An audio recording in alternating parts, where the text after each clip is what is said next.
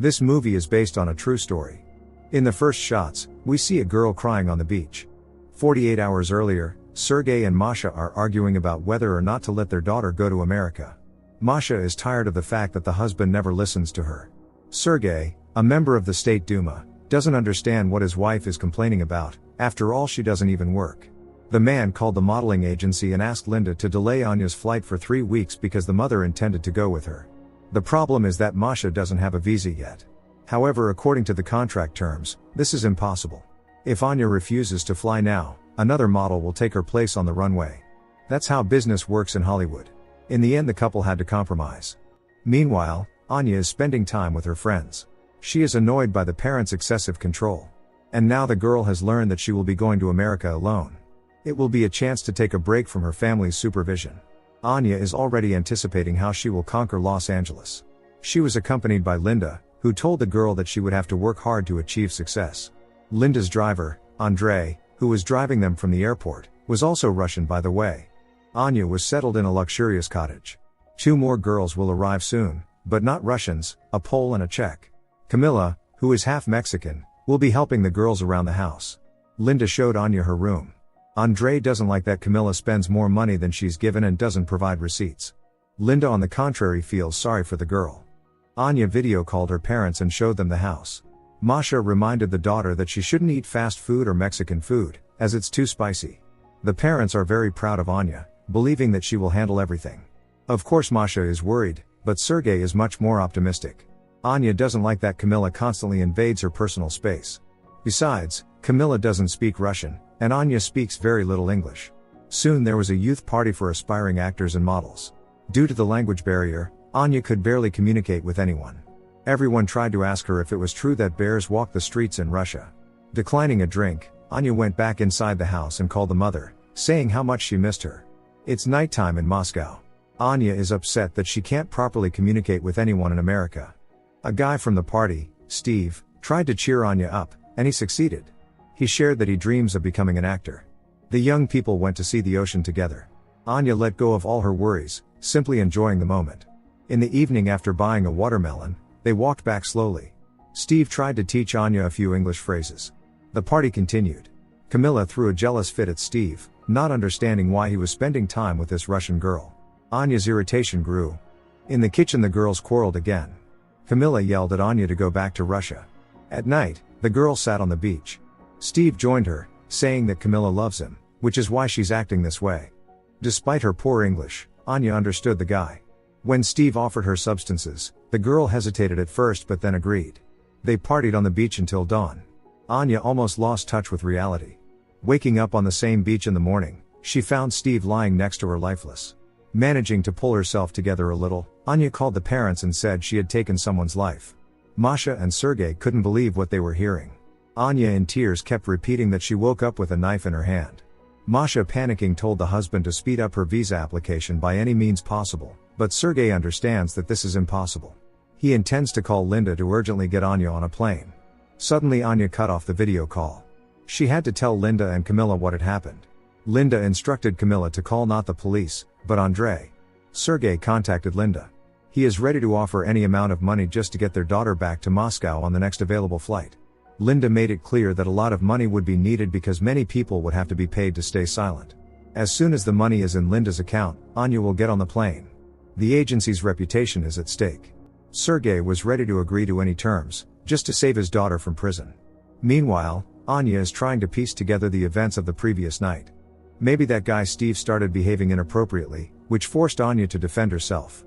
But she can't be sure. Hearing a voice in the house, Anya started to go downstairs, but a phone call made her return to the bedroom. It was the mother, asking Anya to quickly pack her things. The father had already arranged everything. Anya can't find her passport anywhere, and without it, she can't leave the country.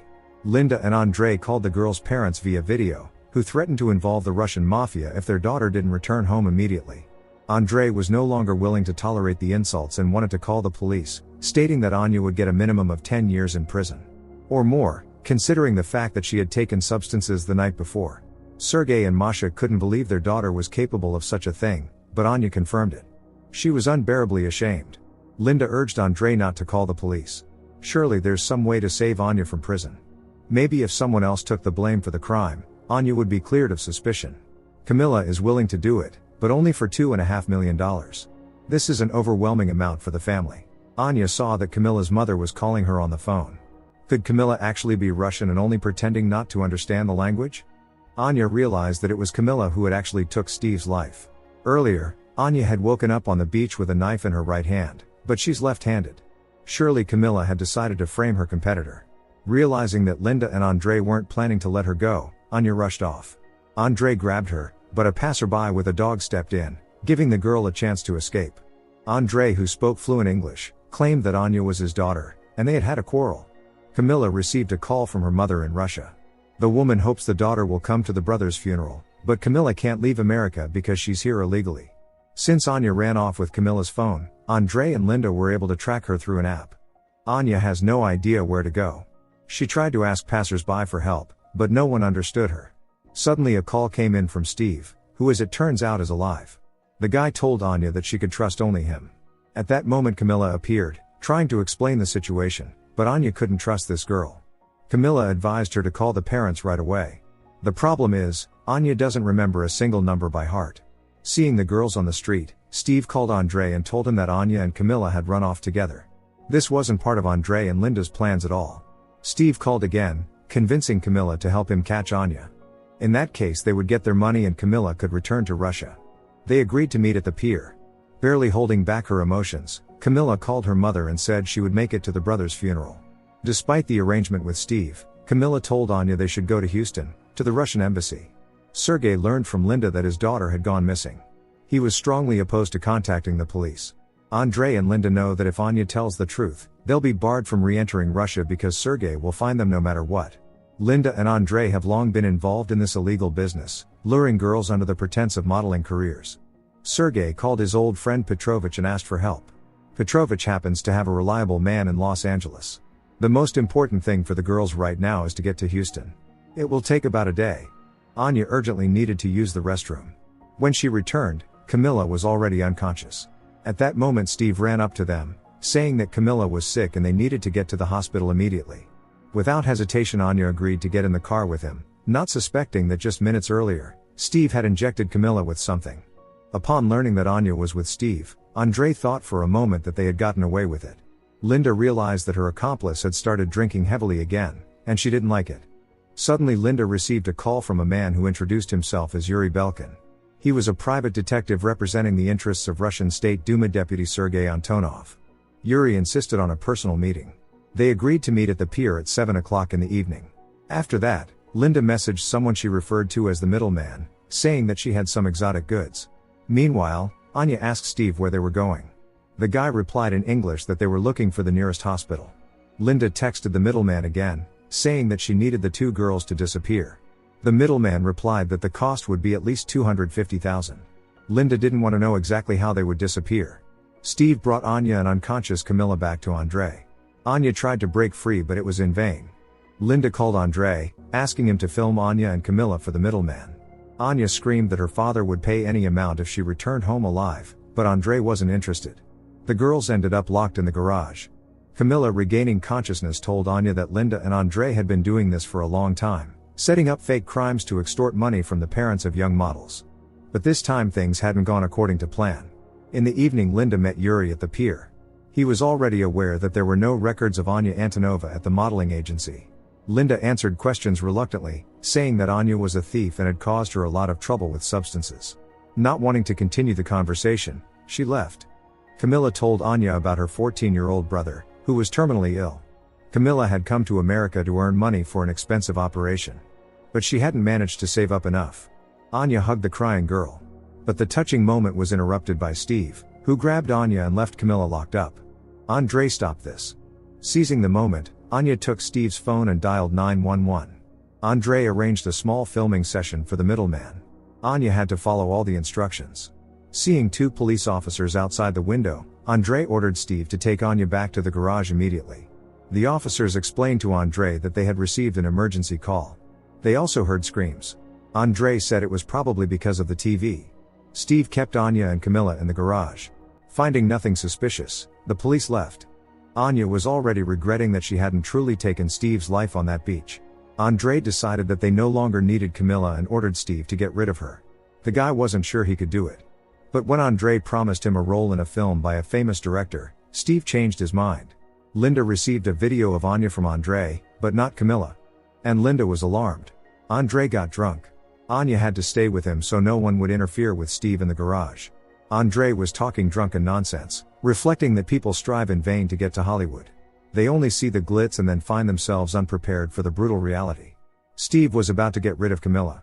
Waiting for Andrei to fall asleep, Anya quietly entered the garage and attacked Steve from behind, saving Camilla. A struggle ensued. At that moment Linda appeared, demanding that they stop. Anya picked up her lost passport from the floor. Upon learning of Andrei's order regarding Camilla, Linda called him an idiot and told Steve to film Camilla. Andrei waved off Linda's claims. Camilla couldn't understand how Steve could be so cruel, as she truly loved him. The tears of Camilla and Anya drove Steve mad. Linda wanted to end this whole situation as quickly as possible. Yuri examined Anya's call log and called his acquaintance, Tom, asking him to track the location of several phones for today. Yuri was determined to get to the truth. Anya was allowed to use the restroom. Steve didn't like how long she was taking. In the meantime, the girl had an idea. When Steve opened the door, Anya tried to escape, but she didn't succeed. Yuri found out that Steve was the owner of one of the phones. The detective called Tom again, and they agreed to meet tomorrow. Anya refused to eat, unlike Camilla, who understood that they needed to be more compliant. They were still being held in the garage. Camilla regretted stealing Anya's passport. She just didn't have a choice. In the morning, Yuri called Sergei, saying he had some leads. The grief-stricken father begged the detective to find his daughter. He had no one else to turn to. Tom came to Yuri and provided all the necessary data on a laptop. Linda and Andrei were planning to meet with the middleman in a public place, but not in person. He left $250,000 in cash under a trash can for them. It was still unclear exactly when the goods would be picked up. Linda was making plans to buy a villa in Miami and hoped Andrei would go with her, but he wanted to return to his hometown in Kyiv. Yuri managed to uncover something curious. Linda was growing increasingly nervous about the middleman not picking up the goods. Time passed until the evening. Andrei got drunk again, but that wasn't Linda's concern right now. Finally, the middleman replied to her. The message said Red Room. This was the worst possible outcome for the girls. Andrei used to think the Red Room was a myth. It's about live streams involving acts of brutality. Linda wasn't ready to go through with it and tried to back out of the deal, but the middleman made it clear there was no turning back. Sergei received bad news. A stream on the darknet featuring his daughter. Linda and Andrei had no choice but to agree to send Anya and Camilla to the Red Room. There was no other option. Linda didn't want to watch it. Andrei also wasn't sure he could handle it, but Steve agreed to manage the stream remotely. Linda and Andrei got drunk together. Neither of them had wanted this outcome. Sergei watched the stream helplessly. It was unbearable for him. Linda heard the screams. Andrei was now genuinely regretting agreeing to Linda's offer to make money. Steve even enjoyed controlling the process. But he didn't know that Yuri was already here. Pointing his gun at Andrei, Yuri demanded to know where the girls were. Anya had a seizure, so Steve had to enter the Red Room. Taking advantage of the moment, the girl ended his life. It turned out she had faked the seizure with the help of shampoo. Yuri had already called the police. Thus the girls were saved, and the villains were arrested. The worst was over. Anya promised Camilla she would help her return to her homeland. Her father would take care of the documents. Soon, Sergei and Masha picked up their daughter from the airport. Anya didn't forget her best friend Camilla and was looking forward to her visiting. Don't forget to subscribe to our channel not to miss more exciting new products. Also, the authors will be pleased if you leave your opinion in the comments.